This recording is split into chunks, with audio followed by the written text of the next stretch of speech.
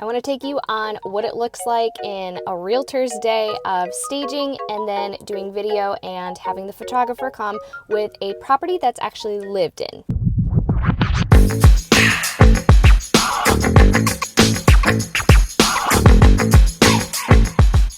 First things first, we are stopping at the storage unit so I can get a couple more staging supplies and the listing sign. And of course we need the stake for the sign. A little muddy, but that's okay. Listing sign is headed into the car. And once everything gets in the car, we will head over to the house. As you can see, it's very windy today. We just got to the property, so I'm walking up. I am bringing my stuff inside. I got my gimbal with me so we can go ahead and do video as soon as we possibly can and get this whole thing started. So we are officially in the property. One of the very first things I'm going to do is I'm going to turn on all of the lights in here, open up the blinds, and then start bringing my stuff in. One thing I do see is the windows definitely do need a little wipe down, so I'm going to do that super quick just because it does help, again, elevate those pictures in the home. It isn't the most professional window cleaning, but definitely spruces up a little bit and honestly brings in so much more light. I am working with what I have, so I just am going to use some of the cleaner that my client has and some paper towels and just give the windows a nice wipe down. Again, it's not something that we have to do, but it's something that I will do because I just want to be able to make sure that all of our pictures and video are the best that we can do to possibly capture the home and give this client the absolute best chance to have a successful transaction. So I'm going to start in the kitchen because the kitchen and the primary bath are always going to take the longest to stage. Now, I don't do a ton of stuff because I think the simpler and honestly less is better. The whole point isn't to redecorate the whole home. It's to make it look nice and presentable, but also just small and simple enough to where somebody who's looking at these pictures or walks into the property is able to picture their stuff in the kitchen. So I always tell my sellers a good rule of thumb to follow is to be able to make their home look almost like a hotel. When you walk into a room, typically they're not over decorated. There's maybe a couple of paintings, some of the towels, and maybe a plant or two that are artificial. But that's the whole point of how we see it, and we find it to be very successful when it comes to our videos and social media side of it. I always like to bring like colorful jars. I always think that's really nice in the kitchen. We do have some this is obviously on one side a fall wood decor. Some fruit is always nice just to elevate the space. It's not where I'm going to leave it. And then we do some placemats because this kitchen you'll see later has like a breakfast bar. I always like to set out a set of dishes just because it just looks more put together, but again, simple enough. I feel like when I've walked into an Airbnb before, they have some dishes set out maybe at like their decor table. We always have some nice signs about the kitchen. And then of course, towels.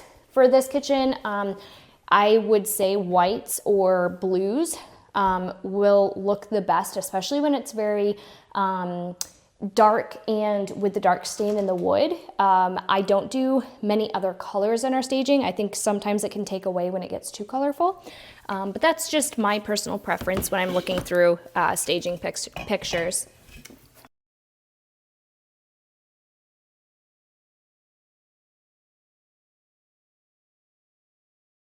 Okay, so again, we lightly did the area over here. So I'm gonna go ahead and set the dishes up on this countertop so we can finalize the kitchen and kind of get out of here to go work in the primary.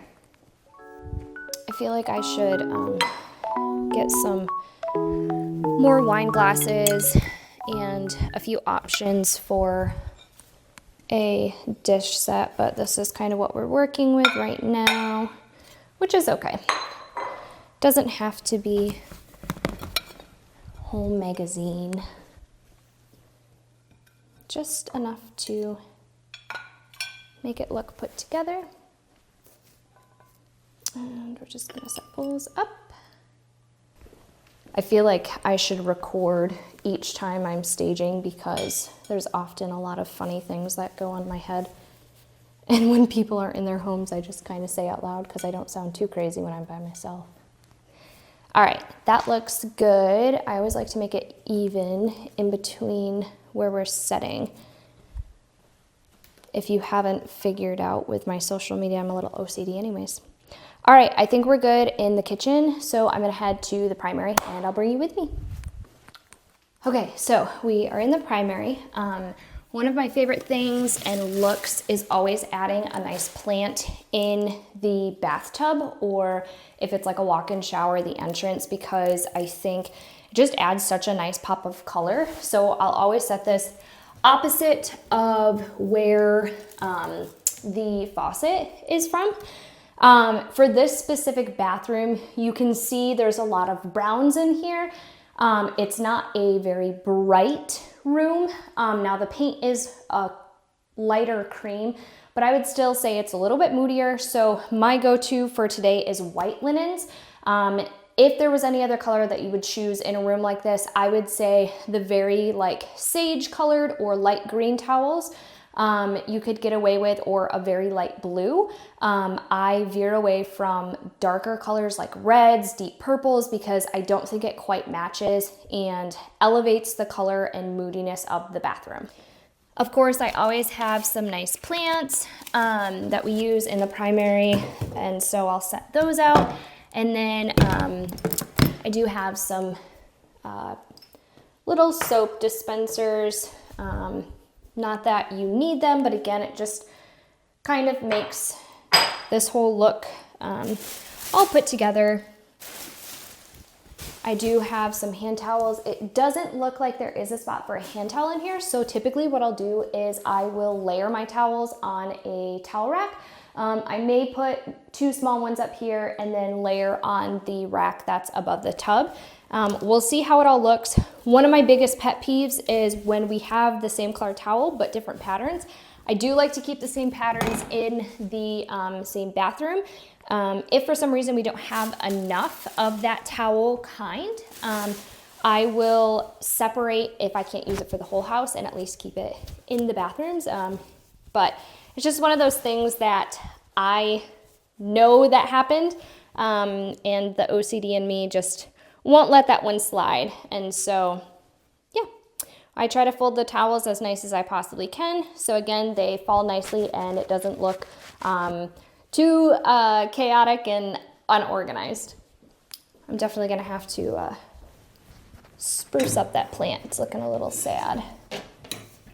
One of the things with the towels is I do like the fold to be on this side, so it doesn't look like it's unraveling, depending on how you fold the towel. And then the seamless side that doesn't have the edge, go ahead and put it on that side.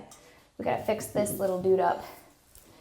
I think the hardest thing with staging is sometimes it'll just get rattled around in the back of the car and things look a little sad, but we'll put him back here and kind of fix that there. I think that looks a lot better. Now what I'm gonna do is I'm gonna take one of those hand towels, like I had said earlier, and layer it over again. So the seam, I'll call it, is on the opposite side, and fold it over the top, if you're able to see that. And you have a nice finishing touch to the towels, making it look a little bit more elegant. And I'll bring you closer so you can get the look of the tub. One thing that I will do is I will always remove soaps and towels that don't match any of our decor, even like the loofahs in the showers or bathtubs, because it really can make the pictures look so much more sophisticated and natural rather than a little bit maybe cheesy, just to make sure that the whole look in the property is seamless and just looks very congruent all throughout. Another really big thing for me is I hate when I see the toilet seats up, and I will always tuck the garbage cans and any other accessories in the bathroom like scrubbers or toilet bowl cleaners.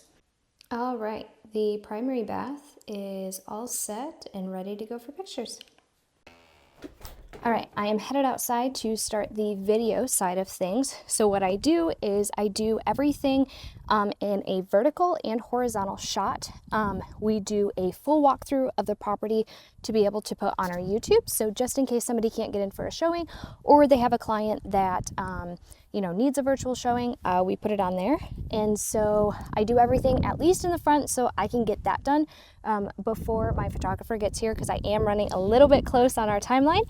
And then I'll be able to start shooting on the inside just in case she gets here, and then we'll finish out in the back. Post is in. Just got to tighten these bolts. So the sign is up, and then we just need to put the listing rider on the top. There we go. Another one ready to list.